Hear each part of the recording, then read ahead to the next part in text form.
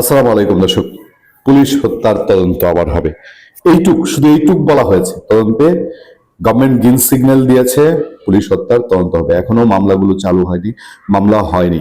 তাতে করেই সেই জুলাই মেটিকুলাস ডিজাইনের যেই অংশগুলো, যেগুলো ফুলে ফেপে এক একটা কদবেল হয়েছে, কমলা হয়েছে, যেগুলো সেদিনও হোস্টেলের পাতলা ডাল খেয়ে থাকতো, এখন প্রত্যেকটা গাড়ি বিলাসী জীবন যেমন কাটায়, দেখেন এদের অবস্থা।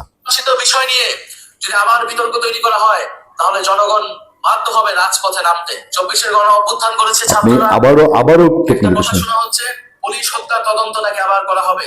মীমাংসিত বিষয় নিয়ে যদি আবার বিতর্ক তৈরি করা হয়, তাহলে জনগণ বাধ্য হবে রাজপথে নামতে। 24-এর গণ অভ্যুত্থান করেছে ছাত্ররা, জীবন দিয়েছে সাধারণ মানুষ, কিন্তু তার ফল ভোগ করছে এখন নানান রাজনৈতিক শক্তিরা। এটা শুধু জাতীয় সংসদ হওয়ার জন্য নির্বাচন হয় নাই, এই নির্বাচন হয়েছিল সংস্কার পরিষদ হিসেবে এটাকে কার্যকর করার জন্য। প্রতি রন্ধে রন্ধে মিথ্যা কথা, প্রতি রন্ধে রন্ধে মিথ্যা। আমরা যখন গণ অভ্যুত্থান করেছিলাম, আমরা একটা কথা খুব স্পষ্ট ভাবে বলেছিলাম যে আমরা পুরনো রাজনৈতিক বন্দোবস্তের পতন চাই, আমরা শুধু শেখ হাসিনার পতন চাই না। কত বড় মিথ্যা কথা, কত বড় প্রতারণার কথা। আপনারা কেউ শুনেছেন? এরা যখন আন্দোলন করেছিল তখন বলেছে তারা শেখ হাসিনার পতন চায় না, পুরনো বন্দোবস্তে নতুন বন্দোবস্ত চায়। শেখ হাসিনার পতনের কথাটাই বলেছিল কিনা? তারা তো আন্দোলন করেছে, কোটা বিরোধী আন্দোলন।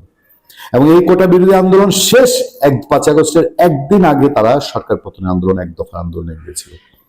তারপর কোনোভাবেই বলেছিল যে আমরা নতুন বন্দোবস্তের কথা বলি, নতুন কিছুর কথা বলি। সেই সব তো গেছে। এখন কাঁপুনি ধরেছে হাঁটুর মধ্যে যে পুলিশ হত্যার বিচার হবে এই কথা শুনে। তাদের পিতা, তাদের ডক্টর ইউনূস, তাদের দলের জন্মদাতা, সে 25 জানুয়ারি জারি করা জুলাই অভ্যুত্থান সুরক্ষা ও দায় নির্ধারণ অধ্যাদেশে থানায় হামলাকে বিশৃঙ্খল পরিস্থিতির অপরাধমূলক অপব্যবহার বলা হয়েছে। বিশৃঙ্খল পরিস্থিতির অপরাধমূলক অপব্যবহার। শোনেন, চুরি করলে, খুন করলে একটা চিহ্ন রেখেই যায়। এই দায় মুক্তিতেই ফাঁক রয়ে গেছে।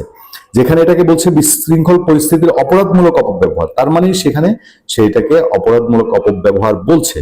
আইন বিশেষজ্ঞদের মতে এই ধারার মাধ্যমেই পুলিশ হত্যাকারীদের বিচার সম্ভব। এবার দেখেন কাণ্ড। এর আগে নাসিরউদ্দিন পাটোয়ারির অডিও আপনাদের শুনিয়েছিলাম না? নাসিরউদ্দিন পাটোয়ারি তার ছিঁড়েছে, সে আগে ভাগে বলা শুরু করেছে পুলিশ হত্যা আমরা জড়িত না, আমরা জড়িত না, বিএনপি জড়িত। হ্যাঁ, বাংলাদেশের অপরাধের কত বড় ভয়ঙ্কর মিথ্যা কথা বলে না। এবং এরা তো প্রত্যেকটা আগ বাড়িয়ে ধরা খাচ্ছে। একটা হত্যাকাণ্ড বাংলাদেশে, এবং সেটাকে তারা মীমাংসিত বিষয় বলছে। বাংলাদেশে এতজন পুলিশ পরিবার এখনো নীরবে নিভৃতে কাঁদছে। তারা যে জুলাই হত্যার শিকার হয়েছে বলে ছাত্রদের নামে মায়া কান্না কাঁদছে, এদেরকে তো অনেককেই তাদের লোকজন মেটিকুলাস ডিজাইনের পার্ট হিসেবে তাদেরকে স্নাইপার রাইফেল দিয়ে হত্যা করেছে। এরকম অসংখ্য আলাপ আলোচনা চারদিকে। জুলাইয়ের সেই ইমোশনকে এরা বলি করেছে, এখন বলছে পুলিশ হত্যাকাণ্ডের তদন্ত করা যাবে না, বিচার করা যাবে না। কি অদ্ভুত সাইকোলজি! আবার নতুন বন্দোবস্ত দেখিয়েছেন 18 মাসে দেশটাকে মব জাস্টিস করে। এই নাহিদ ইসলামরা, এই সার্জিস আলম, হাসনাত আবদুল্লাহ, এই নাসিরউদ্দিন পাটোয়ারিরা এখন আফসোস করে আমরা যা ইচ্ছা তাই করে বেরিয়েছি। এটাই মনে হয় স্বাভাবিক। এরা যে ইচ্ছা করলেই গিয়ে উশৃঙ্খলতা করতে পারছে, তারা এই কয়েকটা ছেলে পেলে চাইলেই দেশের যেখানে ইচ্ছে এখানে গিয়ে উশৃঙ্খলতা করতে পেরেছে।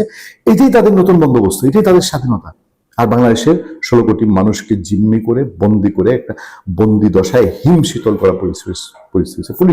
পুলিশ বলছে, পুলিশের পত্রপত্রিকার দেশ রূপান্তরের খবরে আছে, আজকে পত্রপত্রিকার খবরে আছে 5 আগস্টে যে থানাগুলো লুট হয়েছে, যে অস্ত্রগুলো লুট হয়েছে, সেই অস্ত্রগুলো উদ্ধারের ব্যাপারে মাস্টার প্ল্যান কাজ করছে। মাস্টার প্ল্যান আছে, এখন সেই অস্ত্রগুলো উদ্ধার হবে। অন্তর্বর্তীকালীন সরকার সেই অস্ত্রগুলো উদ্ধারের ব্যাপারেও আন্তরিক ছিল না, ন্যূনতম আন্তরিক ছিল না, যে কারণে এখনো বড় অঙ্কের একটা অস্ত্র উদ্ধারের বাইরে রয়েছে। শুধু আইন শৃঙ্খলা বাহিনী চাইলেই হয় না, তাদেরকে সেই ফ্রিডম, সেই দিক নির্দেশনা দিতে হয়। সরকার সেটা দেয়নি, ইউনূস সরকার সেটা দেয়নি। ইউনূস সরকার জেল পালানো জঙ্গি এবং সাজাভুক্ত আসামি, অসংখ্য আসামিকে ধরার ব্যাপারে এখনো কয়েকশো বাকি রয়ে গেছে। সেই ড্রাইভ দেয়নি, সেই চাপ দেয়নি, আইন শৃঙ্খলা বাহিনীকে বলেনি যে এগুলো জঙ্গিরা জেল থেকে পালিয়ে গেছে। কারণ তাদেরই সমর্থন দরকার ছিল ওই সরকারের টিকে থাকার জন্য। যা ইচ্ছা তাই করতে পেরেছে, দেশে জঙ্গিবাদ উত্থানের মতন পরিবেশ তৈরি করেছে, অনুকূল পরিবেশ তৈরি করেছে, আন্তর্জাতিক জঙ্গি সম্প্রদায়ের আসার মতন অনুকূল পরিবেশ তৈরি করেছে। সেই জায়গায় এখন পুলিশ হত্যার বিচারের আওয়াজ আস্তে আস্তে আস্তে আস্তে আস্তে আস্তে জোরালো হচ্ছে। এটা কখনোই হতে পারে না। একটা আইনের শাসন প্রতিষ্ঠা করতে, পুলিশ হত্যার তদন্তের নাম শুনেই মাথা খারাপ এনসিপি নেতাদের। এটা ক্রিমিনোলজি বলে, এইটা প্রকৃতি বলে।